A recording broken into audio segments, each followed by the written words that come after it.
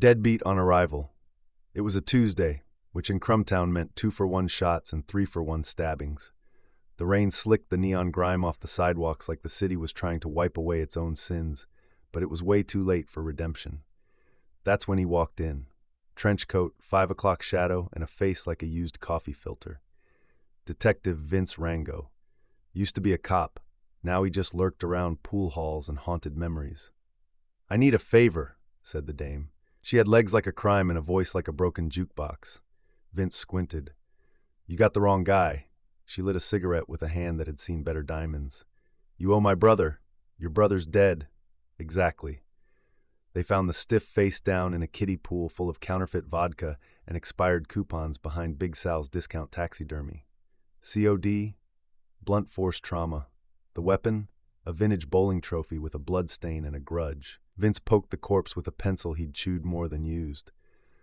"I knew Frankie was into deep water, but this?"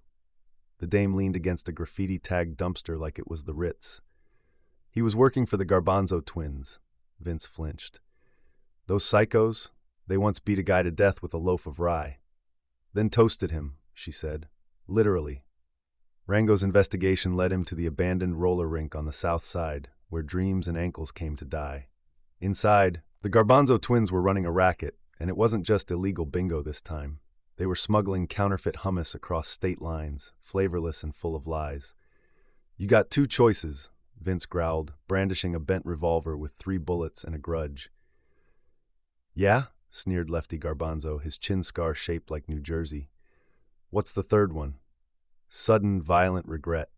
The shootout lasted 7 minutes, 2 monologues, and 1 tragic kazoo solo. When the smoke cleared, Vince was bleeding from the shoulder and poetic from the mouth. He stumbled back into the alley where it all began. The dame was waiting, shadows clinging to her like gossip. "It's done," he said. "Your brother's been avenged. The hummus ring is toast." She leaned in. "So now what?" Vince lit a match off his own stubble. "Now, I go back to being nobody, in a city that forgets fast and forgives slower." Cue the saxophone. Fade to black. Roll credits. Misspelled.